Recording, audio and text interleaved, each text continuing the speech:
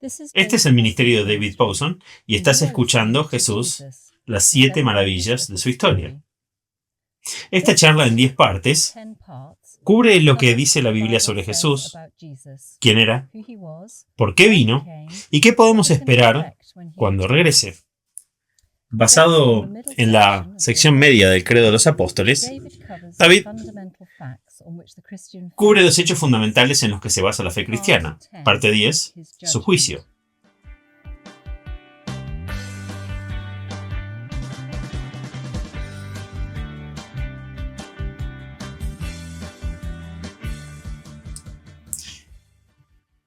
Varios de ustedes me han preguntado de qué Biblia leo normalmente, y es la nueva versión internacional, la NBI, la nueva versión infalible.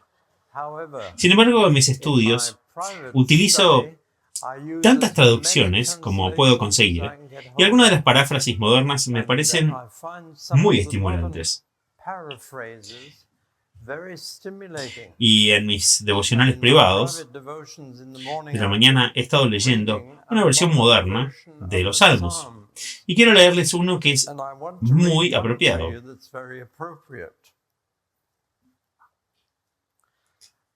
Sin duda, Dios es bueno. Bueno con la gente buena y bueno con los de buen corazón. Pero casi me lo pierdo. No vi su bondad. Estaba mirando para otro lado, mirando a las personas de la cima, envidiando a los malvados que lo habían logrado, que no tienen nada de qué preocuparse, ni una preocupación en el mundo entero. Pretenciosos con arrogancia, visten la última moda en la violencia. Mimados y sobrealimentados, ataviados con lazos de seda de tonterías. Ellos usan sus palabras para matar. Se abren paso con palabras. Están llenos de aire caliente. Bocas ruidosas perturbando la paz. La gente normalmente los escucha. ¿Pueden creerlos? Como cachorros sedientos, lamen sus mentes, sus palabras. ¿Qué está pasando aquí? ¿Dios ha salido a almorzar? Nadie está atendiendo en la tienda. Los malvados se las arreglan con todo lo que tienen hecho, acumulan riquezas. He sido estúpido al seguir las reglas. ¿Qué me ha traído? Una larga racha de mala suerte. Eso. Una bofetada en la cara cada vez que salgo por la puerta. Si me hubiera rendido y hablado de esta manera, habría traicionado a tus queridos hijos. Cuando traté de resolverlo, todo lo que obtuve fue un terrible dolor de cabeza. Hasta que entré en el santuario de Dios y vi la imagen completa. El camino resbaladizo en el que los pusieron con un golpe final en una zanja de delirios. En un abrir y cerrar de ojos, desastre. Una curva ciega en la oscuridad y pesadillas. Nos despertamos y nos frotamos los ojos. Nada. No hay nada para ellos. Y nunca lo hubo. Cuando estaba triste y amargado, totalmente consumido por la envidia, era totalmente ignorante, un buey tonto en tu presencia. Todavía estoy en tu presencia, pero has tomado mi mano y me guías sabia y tiernamente. Y me bendices. Eres todo lo que quiero en el cielo. Eres todo lo que quiero en la tierra. Cuando mi piel se hunde y mis huesos se vuelven quebradizos, mi Dios es roca firme y fiel. Miren, aquellos que te dejaron se están desmoronando. Desertores, nunca más se volverá a saber de ellos. Pero estoy en la misma presencia de Dios. Es muy refrescante. He hecho al Señor mi hogar. Dios, le estoy contando al mundo lo que haces. Es una paráfrasis muy refrescante que leí esta mañana. Es el Salmo 73. Bueno, o 74. Bueno, ahora mi último tema con ustedes, sobre las maravillas de Cristo, es el día del juicio. Ese es un asunto muy serio, pero es lo último que Jesús hará por este mundo tal como es. Y es la segunda predicción más frecuente en el Nuevo Testamento. La primera predicción más frecuente es que regresará.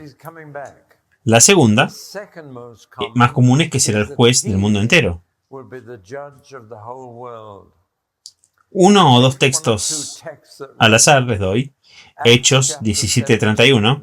Estoy rompiendo mi propia regla al decirles esto. Hechos 17, versículo 31.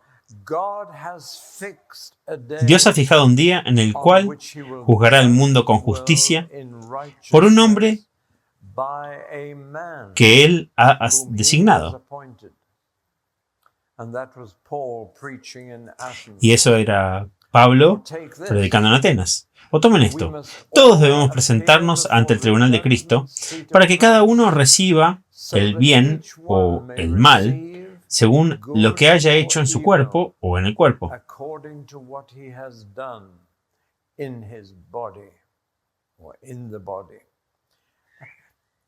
Eso fue 2 Corintios 5:10. Y aquí hay uno de Hebreos 9:27. Está designado al hombre morir una vez y después de eso viene el juicio.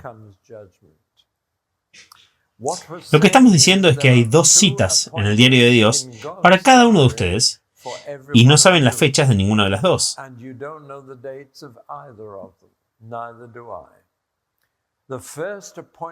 Tampoco yo. La primera cita es la cita con la muerte y todos moriremos, a menos que el Señor regrese antes. Eso es seguro. ¿Quién fue que dijo que solo hay dos cosas ciertas sobre la vida, la muerte y los impuestos? Era un poco cínico, pero es cierto.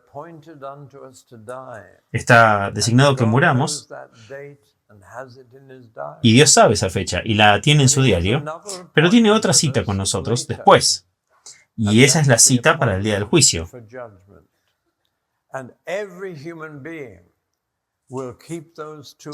Y cada ser humano cumplirá estas dos citas, que Dios tiene en su diario para cada ser humano. Sin embargo, la primera fecha será diferente para todos nosotros. La segunda fecha será la misma para todos nosotros. La primera cita la enfrentamos solos. La segunda la enfrentamos juntos. Y aún así, no como una multitud, sino como individuos. Si hay algo claro en la Biblia es que somos juzgados como individuos.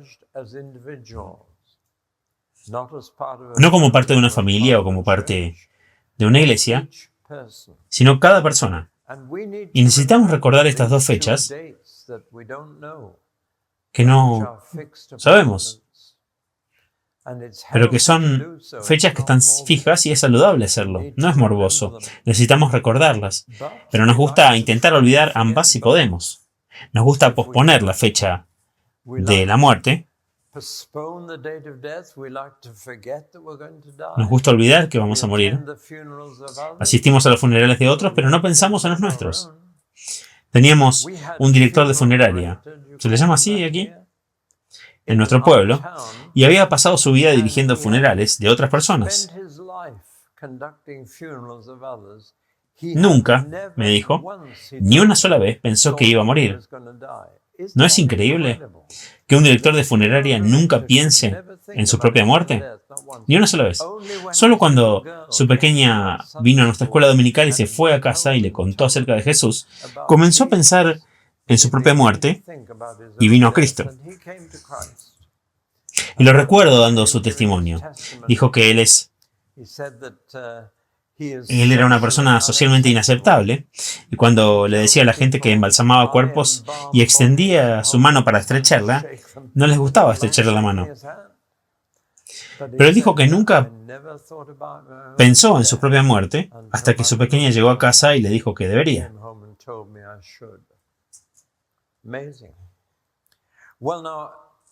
Es increíble. Ahora, es de esa segunda cita de lo que quiero hablar, sobre el día del juicio. Saben que los seres humanos instintivamente quieren que Dios juzgue. Es una Contradicción sorprendente. No quieren ser juzgados, pero sí quieren que Dios juzgue y le dicen cómo debería juzgar. Le dicen cómo debería juzgarnos de inmediato y que debería hacerlo juzgando según nuestros estándares. Y que debería juzgar a todos, menos a mí. Estas son las 3 condiciones de juicio que el mundo parece querer. Primero quieren que Él juzgue ahora, castigando a los malvados ahora. Tratando con la gente malvada ahora. Siempre me divierte la pregunta de por qué Dios no se deshace de todas las personas malas en el mundo y nos deja al resto de nosotros disfrutar de la vida feliz, libre y segura. Hay un error terrible en ese argumento.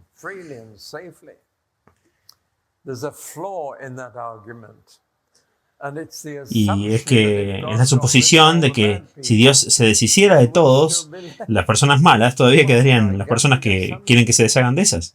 ¡Qué suposición tan gigantesca! Y es una suposición equivocada. Gracias a Dios que no va a juzgar al mundo inmediatamente. Gracias a Dios tiene paciencia. Gracias a Dios soporta nuestra maldad, nuestra rebelión y nuestra desobediencia. Pero ha fijado un día en el que las cuentas se van a arreglar. Cuando todo lo malo se arreglará. Pero Él es muy paciente y gracias a Dios que lo es. Leí en alguna parte que aquí en Estados Unidos el 66% de la población está segura de que irá al cielo y el mismo número está absolutamente segura de que conocen a alguien que irá al infierno. Es un problema interesante. La mayoría de la gente en Estados Unidos piensa que irá al cielo y la mayoría de ellos piensa que otra persona irá al infierno. Así que las cifras simplemente no van a cuadrar. Pero siempre queremos que Dios juzgue a otros. Estamos bien, pero si tan solo Dios siguiera juzgando a los demás y siempre juzgamos a los demás según nuestros estándares. Es por eso que, según nuestros estándares, otras personas merecen el juicio de Dios y nosotros no. Pero entonces, Él no juzga según nuestros estándares. Dios es fuerte en materia de justicia, pero está dispuesto a retrasar la justicia, y retrasarla por una muy buena razón. Y es una razón muy simple, para darnos tiempo para arrepentirnos. De lo contrario, podría intervenir mañana y juzgar al mundo y deshacerse de todos los que están arruinando el mundo para Él y para los demás, e incluso para ellos mismos. Pero nadie quedaría. Nadie. Todos hemos contribuido a los problemas del mundo, así que si Dios se deshiciera de todos los que están empeorando el mundo, tendría que deshacerse de todos nosotros. Y esa es la verdad. Pero Él es un juez y es un Dios de justicia y misericordia. Nos mostró misericordia ahora, pero va a mostrar justicia más tarde. Menos mal que lo hace en ese orden. Porque si nos mostrara justicia ahora, no quedaría nadie para mostrar misericordia. Entonces no va a juzgar inmediatamente, sino que va a juzgar al mundo en última instancia. No en esta vida, sino después de que muramos. Y el mundo entero va a estar involucrado. Eso significa que todos serán llamados a volver a la vida. La Biblia enseña la resurrección del cuerpo para los justos y para los malvados. Daniel lo dijo, Jesús lo dijo, Pablo lo dice, todos van a volver a la vida. De hecho, también dice que todos los que se ahogaron en el mar volverán a la vida para ser juzgados.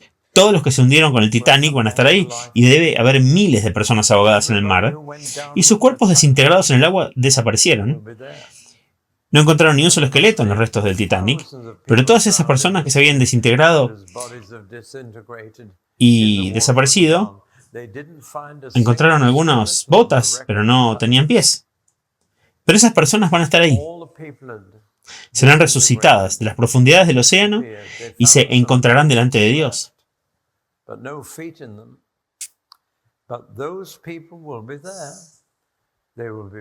Así que Dios se demora para darnos la oportunidad total de arrepentirnos, de arreglar las cosas y elegir el bien y no el mal. Por eso no se puede relacionar el sufrimiento en este mundo ahora directamente con el pecado. Hay sufrimiento general en el mundo, pero a veces son algunos de los santos más grandes los que sufren. Algunos de mis mejores amigos cristianos han muerto de cáncer y no existe una correlación directa entre el pecado y el sufrimiento en este mundo. Y eso, por supuesto, causa malestar e insatisfacción, porque vivimos en un mundo injusto y cuanto antes enfrentemos ese hecho, mejor podremos vivir en él. Es un mundo injusto, es un mundo malvado, según los estándares de Dios, pero es un mundo injusto. Los juicios no parecen directamente relacionados con cómo vive la gente. Por eso le dice Salmo. El salmista dijo: casi perdí la fe cuando vi cómo sobreviven las personas malvadas y cómo sufren los inocentes, y cómo las personas malas parecen llegar a la cima del árbol social. Y él dijo: casi perdí la fe hasta que consideré su fin, donde realmente se dirigen. Y dijo: están en una pendiente resbaladiza hacia la nada. Están realmente mal, peor. Se necesita fe para decir eso. Pero para creer que aunque los inocentes sufren a veces, y las personas malas no sufren, y hay que mantener la fe en eso. Eso es necesario. Es muy simplemente llegará el día en que Dios lo arreglará. Nadie se sale con la suya en este mundo. Aunque 2/3 de los delitos de mi país nunca son descubiertos por la policía, por lo tanto nunca son llevados a un tribunal y nunca se castigan. El crimen rinde en Gran Bretaña. No tengo una cifra para darles de aquí, pero ustedes deben saber también. El crimen es negocio. Solo una minoría de delincuentes son castigados. Y tenemos jóvenes en Inglaterra que irrumpen en las casas de jubilados, ancianos, y violan abuelas del 90, y se salen con la suya, y no son descubiertos. Y no son castigados.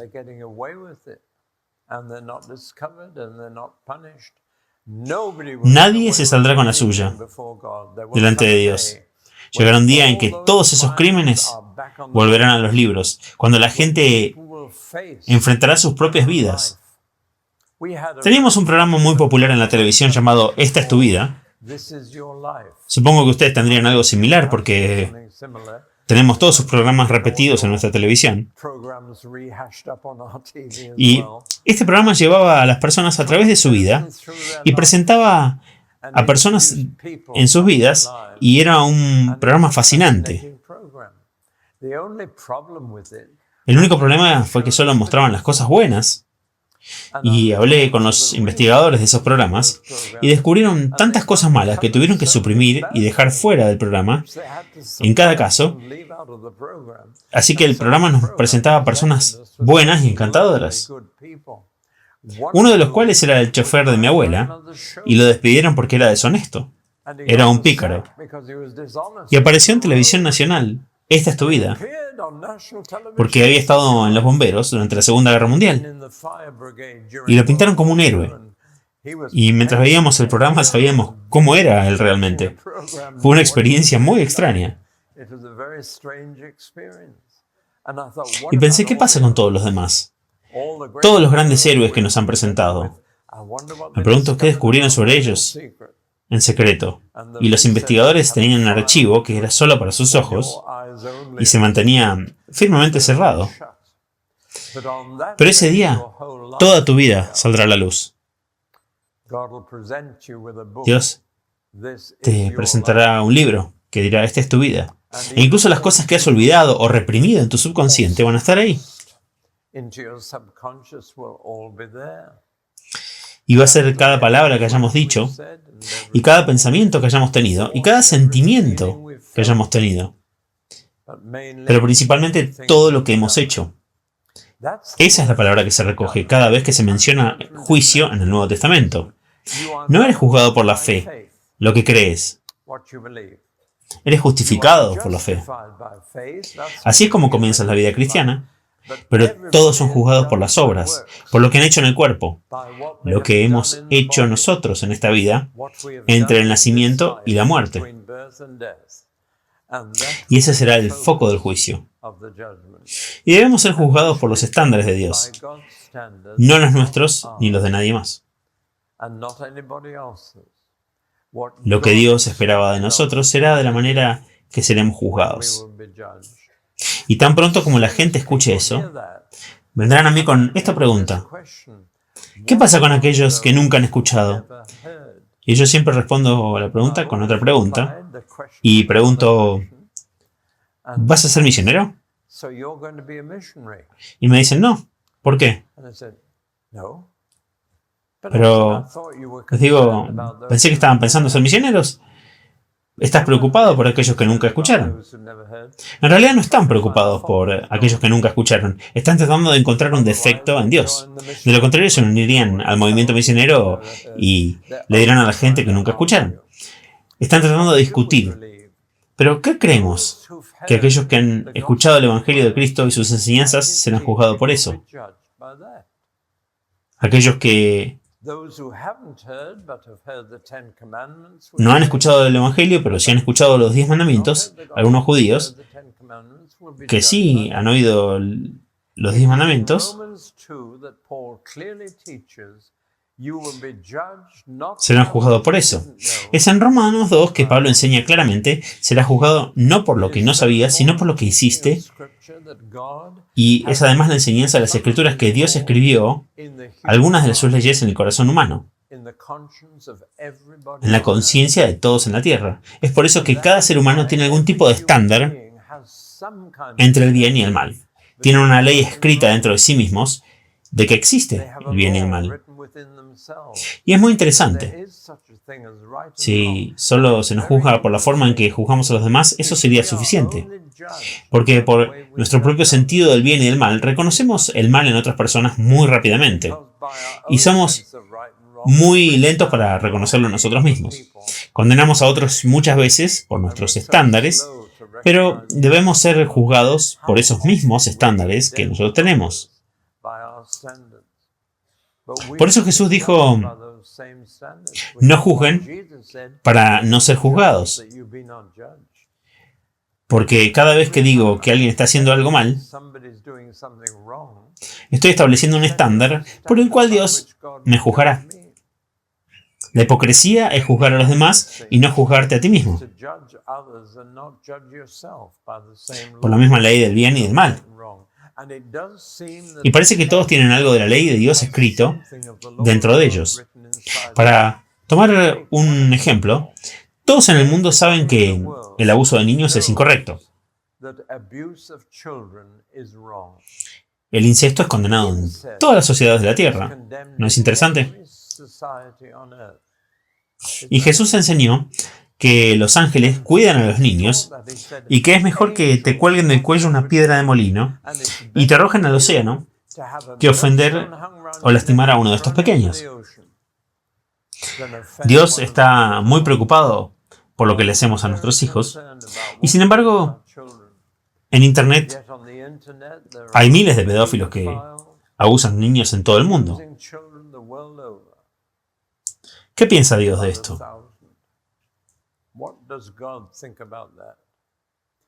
Porque todos saben que eso está mal. Y las personas que lo hacen solo lo hacen porque piensan que nadie sabe. Ese es el peligro de Internet, que puedes mirar en privado y crees que nadie te está mirando. Y puedes verlo todo en privado. Pero Dios está mirando y anotando. Y está quedando registrado. Los que no tomen a Dios, los que no creen que exista, harán cosas en secreto que saben que están mal. Pero las hacen porque pueden salirse con la suya y piensan que nadie lo sabe. Hoy día, por supuesto, en realidad pueden descubrir si estás usando tu computadora para algunas cosas, dónde estás, y periódicamente la policía rompe una red de pedofilia. Pero en el fondo, todos saben que está mal tratar a los niños como objetos sexuales, y Dios ha escrito eso en nuestros corazones. Así que no se equivoquen. Dios simplemente no es injusto. Juzgará a todos por lo que sabían y lo que condenaron en otros como incorrecto. Y eso es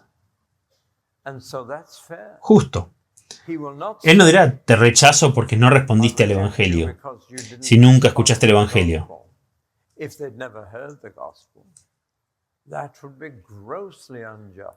Eso sería tremendamente injusto.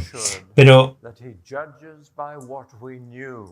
podemos estar seguros de que Él juzga por lo que sabemos, lo que nos habían dicho, lo que sabíamos en el área correcta e incorrecta. Y Él va a juzgar a todos los que alguna vez vivieron. Es por eso que la Biblia enseña la resurrección de todos, no solo de los santos. Todos tendrán un cuerpo inmortal, y el lugar donde vivan con ese cuerpo será el resultado de su juicio.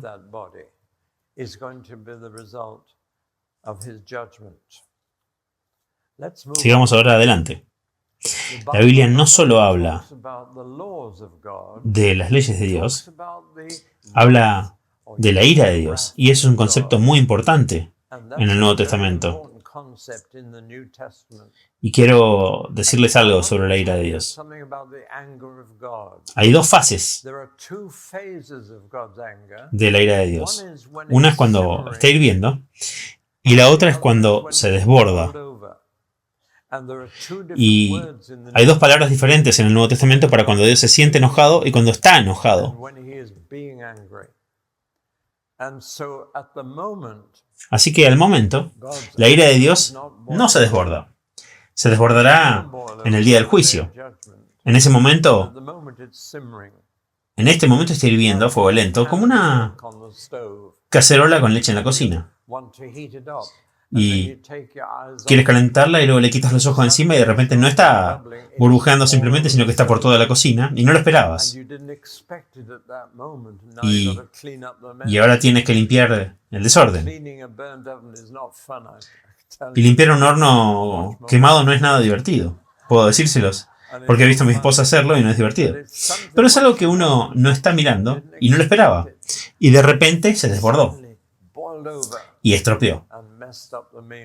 La ira de Dios está hirviendo ahora y hay evidencia de que está hirviendo. Si leen Romanos 1, encontrarán una descripción de lo que pueden esperar ver cuando la ira de Dios esté hirviendo sobre una sociedad. Un síntoma claro es un gran aumento en la homosexualidad. Y ahí está, en Romanos 1, dice que cuando la gente renuncia a Dios, Dios renuncia a la gente, lo cual es justo. Y cuando la gente renuncia a Dios y Él los abandona, las restricciones desaparecen. Y la naturaleza humana no mejora cuando Dios elimina las restricciones, sino que es peor.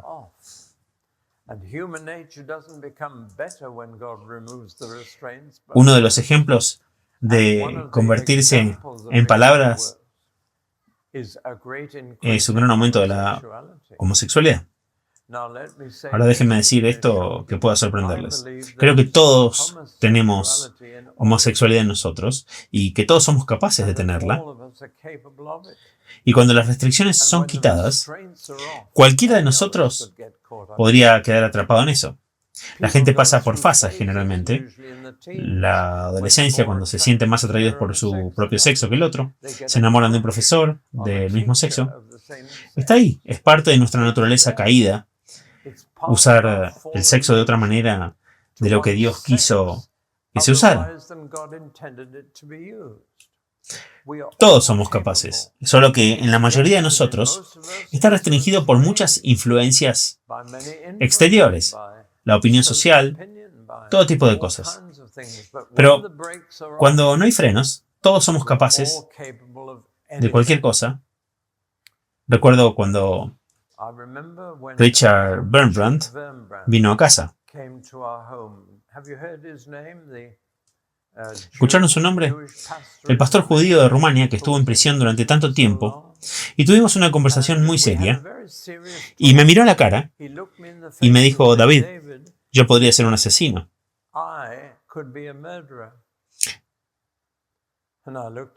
Lo miré y es un hombre encantador. Una de las cosas más hermosas de él fue que nuestros hijos pequeños se enamoraron de él inmediatamente que lo vieron y se subieron a sus rodillas de inmediato. Es un hombre suave, encantador. Y dijo: David, podría ser un asesino. Le dije: Richard, ¿cómo sabes eso? Y él dijo: estaba en prisión, en Rumania, en una celda para dos, y el otro hombre era cristiano. Y todos los días lo torturaban y trataban de hacerlo negar a Cristo. Y luego lo arrojaban de nuevo a la celda, sangrando, roto, y se desplomaba en la litera. Y día tras día lo torturaban para hacerlo negar a Cristo.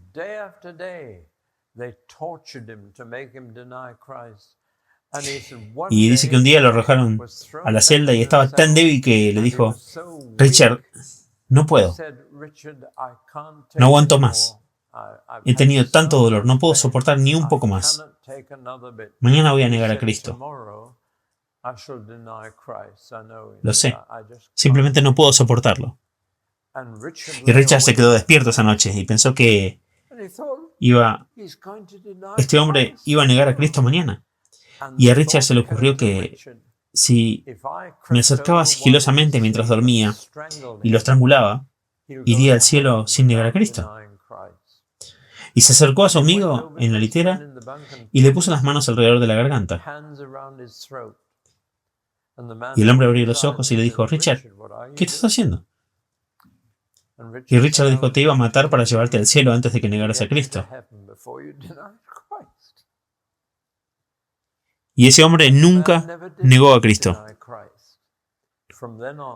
De ahí en adelante, fue torturado una y otra vez hasta que murió, pero nunca negó a Cristo. Pero Richard se quedó con el conocimiento de que podía ser un asesino si se le presionaba lo suficiente. Sabía que mataría a un ser humano, y eso lo llevó a una situación difícil. La comprensión de que en nuestra naturaleza caída están todos los pecados, pero en nuestra educación, nuestra sociedad, tantas cosas nos frenan. Y sobre todo, Dios pone freno a nuestra naturaleza caída. Es cuando Dios retira su espíritu de nosotros y de nuestra sociedad que la violencia y el sexo pervertido arrasan. Y eso es lo que está sucediendo en algunas partes de Estados Unidos. En otras palabras, la ira de Dios está hirviendo sobre el mundo occidental. Aún no está abierto, aún no se ha desbordado, y la Biblia dice que un día habrá un día de la ira de Dios, cuando se desborde. Y aquellos que lo ven hirviendo ahora y ven los síntomas en la sociedad, que ven la ruptura de la vida familiar, ven la irresponsabilidad social, lean Romanos 1 y les dará todos los síntomas de la sociedad con los cuales Dios ya está enojado.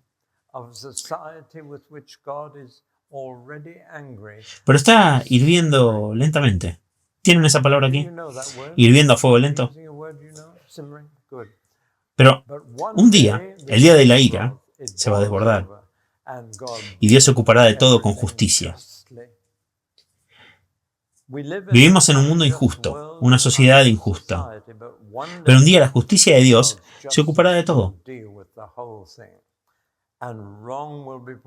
Y lo malo se corregirá, y lo incorrecto se corregirá. Será castigado y tratado, y ese es el día del juicio. Ahora vayamos un poco más lejos. Es una sorpresa para muchos si dices que Dios no juzgará a la raza humana. Cuando aparezca el gran trono blanco y el mundo aparezca ante él, no será Dios en ese trono. ¿Quién juzgará al mundo?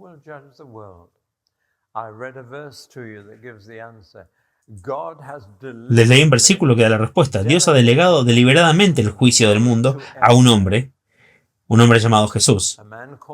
Y Jesús, el Salvador, será el juez.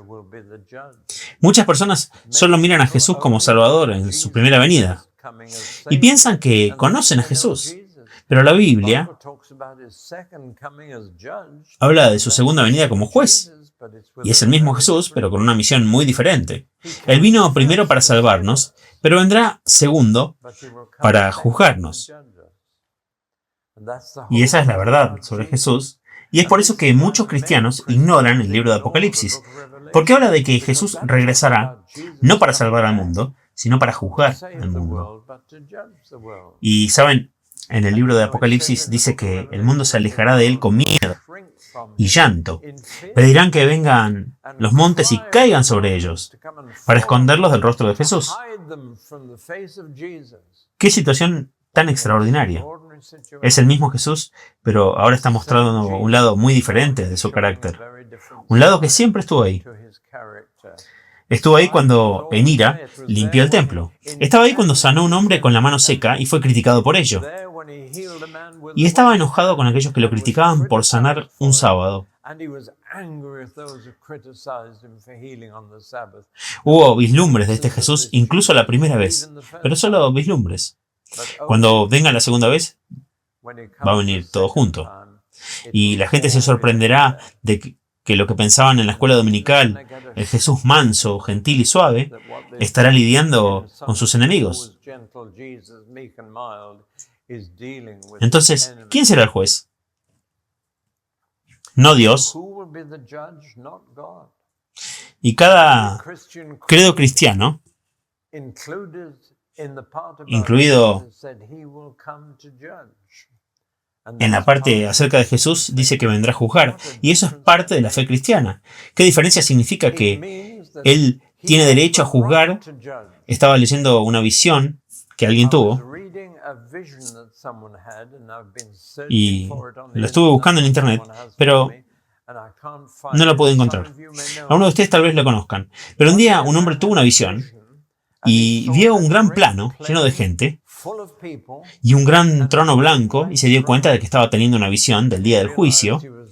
Y la gente en el plano gritaba y hablaba y gritaban entre ellos. Él no tiene derecho a juzgarnos.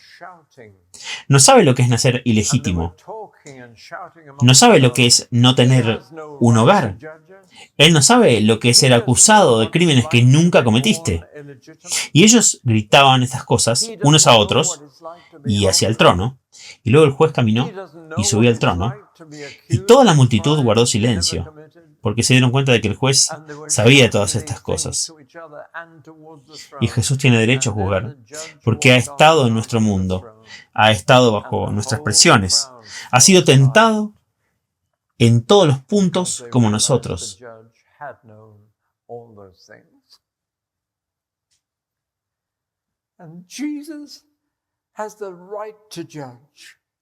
Si alguien tiene derecho a juzgar a la raza humana, ese es Jesús. Y el mundo guardará silencio ante él. No solo eso, sino que Jesús sabe todo sobre nosotros. Sorprendió a la mujer en el pozo de Samaria. Has tenido 5 maridos y el que tienes ahora no es tu marido, en absoluto. Y ella se estremeció al saber que él sabía todo sobre ella. Jesús sabe todo sobre mí. Él sabe todo sobre ti. De hecho, les voy a contar algo sobre mí. He escrito la historia de mi vida y la he llamado No tan malo como la verdad,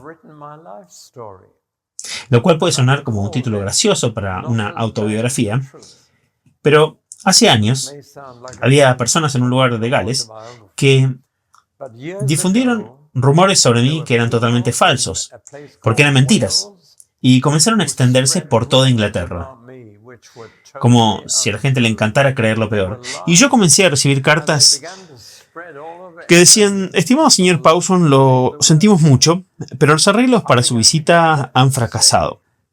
Nunca me decían por qué, pero sabía que habían escuchado los rumores y esto fue doloroso para mi esposa, y ella sabía que no eran ciertos.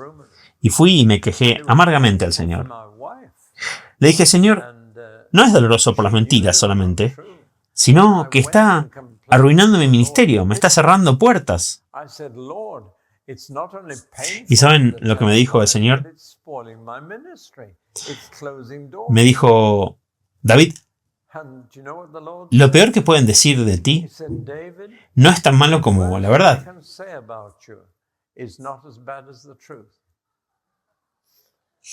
Y, ¿saben? Me eché a reír con alivio. Y supe con alivio que mis críticos no sabían la verdad. Y luego agregó, sé lo peor y todavía te amo y te uso. Eso de alguna manera lo aclaró. Fui a la cocina y le dije a mi señora, no sabes lo que el Señor me acaba de decir. Él solo dijo que lo peor que la gente dice de ti no es tan malo como la verdad. Y mi esposa casi se cae al suelo de risa. Y eso fue todo. Y ese día tomó una decisión. Si alguna vez cuento la historia de mi vida, se llamará No tan malo como la verdad. Y me doy cuenta de que el Señor sabe todo sobre mí. ¿Alguna vez se dieron cuenta de que Él no solo lo sabe todo, sino que lo ha escrito todo en sus libros? Y un día los libros se abrirán. Y no solo estarán abiertos para cada uno, sino también para el público. Porque Dios debe ver que se hace justicia. Debe ser público. Y el día del juicio lo enfrentamos como individuos. Pero es una ocasión pública en la que toda su vida estará abierta a la vista. Eso es suficiente para ponernos a todos en una posición sobria.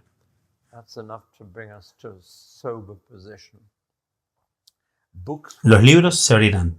Todo lo que hemos hecho será revelado. Incluso, dijo Jesús, los secretos en el dormitorio serán gritados desde la azotea. Ese es el día del juicio. ¿Quiénes serán juzgados inocentes ese día? Bueno, francamente nadie. No conozco a nadie que estaría feliz de que toda su vida quedara al descubierto para el público. Todos tenemos secretos. Todos nos arrepentimos de algo. No nos gustaría que saliera a la luz. Pero en ese día habrá dos grupos. Uno absuelto y el otro culpable. Y a uno Jesús mismo le dirá, venid, benditos de mi Padre, heredad del reino. Y a los otros les dirá, apartados de mí, malditos, al lugar preparado para el diablo y todos sus ángeles.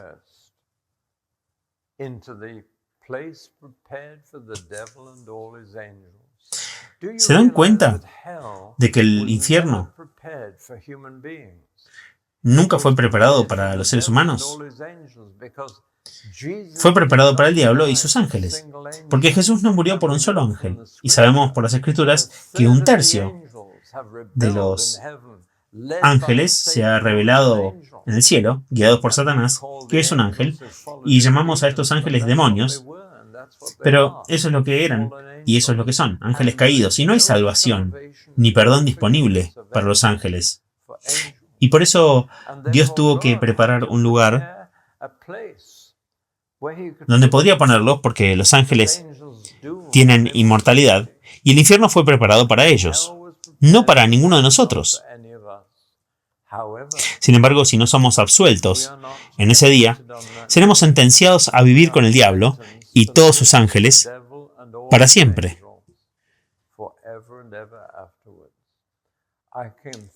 No puedo pensar en nada peor que saber que no hay esperanza de salir de ahí. Por eso Jesús seguía usando una frase bastante severa: llanto y crujir de dientes. Eso me dice que es una mezcla de arrepentimiento y frustración. Crujir de dientes. Saber que no puedes salir de ahí, conociendo que estarás ahí para siempre. Por eso escribí ese libro sobre el infierno. Desafortunadamente, cada vez más predicadores hoy en día no creen en el infierno. No lo predican. No lo enseñan. Hablan sobre el amor incondicional de Dios que, por supuesto, nunca podría tirar a nadie al infierno.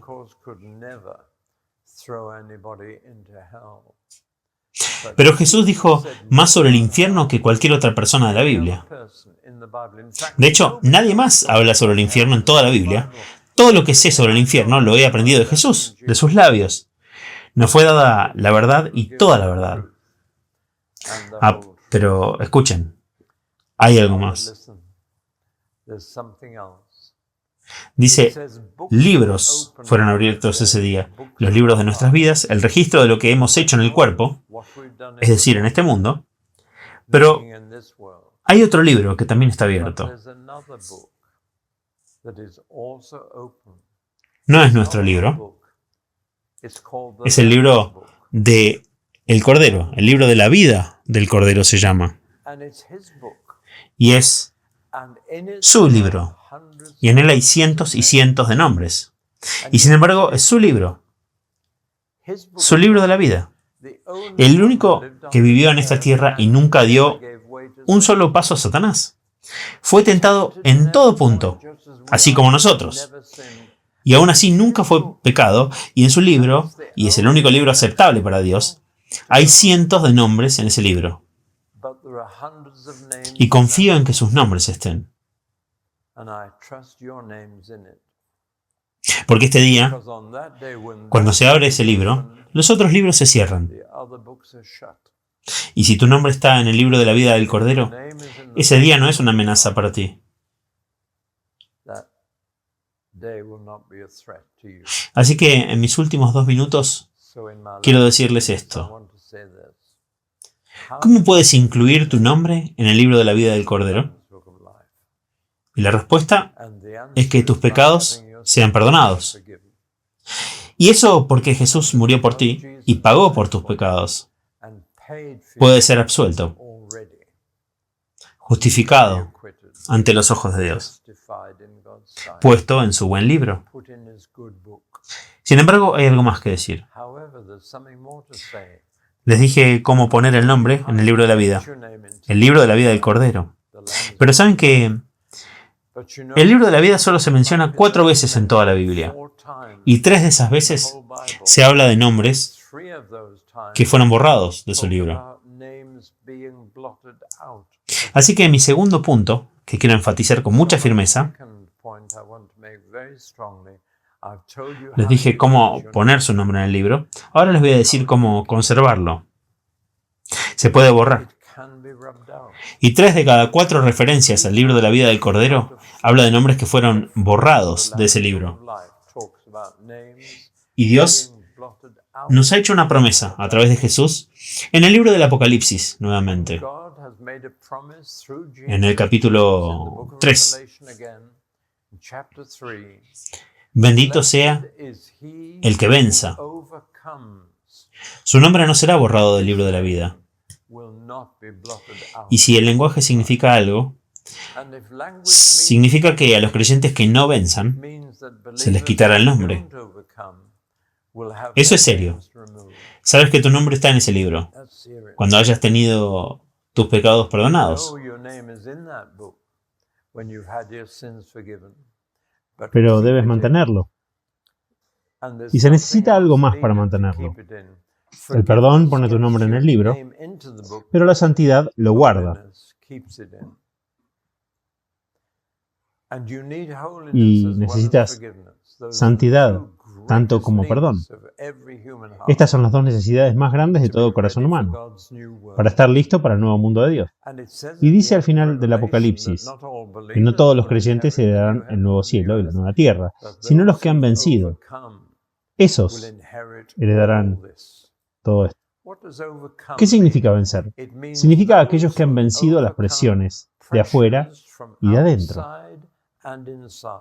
de la persecución afuera y de la tentación adentro. Y son los vencedores quienes heredarán el nuevo cielo y la nueva tierra. Lean el capítulo 21 de Apocalipsis. No son los no vencedores o los que se dan por vencidos, los que no sobresalen. Esos son los que sus nombres son borrados. Oro para cuando aquel día venga mi nombre y el suyo estén ahí. Y Dios sabe, no solo hemos sido perdonados, sino que estamos avanzando hacia esa santidad, sin la cual nadie, ningún hombre, verá al Señor. Esa es mi palabra seria. El juicio es un tema serio y estoy terminando con este matiz serio. La buena noticia es que Dios no te dice te daré perdón y tú produces santidad. Eso es ofrecer perdón y demandar santidad. En mi Biblia, Dios ofrece perdón y santidad. Ambos son regalos, pero ambos necesitan ser recibidos y apropiados, y ambos están ahí para ti. Pones tu nombre cuando recibes su perdón, lo guardas cuando estás dispuesto a recibir su santidad. Ambos están en oferta. Ambos se ofrecen gratuitamente en el Evangelio de Jesucristo. Ambos son necesarios, y así, cuando llegue el día, tu nombre y el mío estarán en el libro correcto. No quiero ver mi libro, no quiero que se lea. Quiero que mi nombre esté en su libro y quede ahí por toda la eternidad.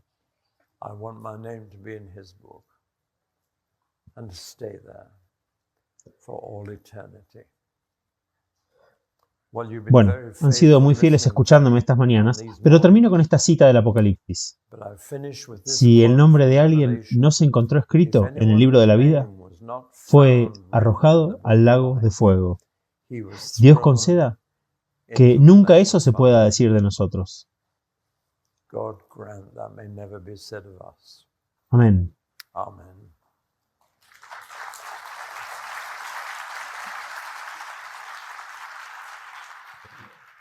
Has estado escuchando a David Pawson. Otras charlas de David Pawson se pueden descargar de forma gratuita desde su sitio web davidpawson.org o davidpawson.co.uk.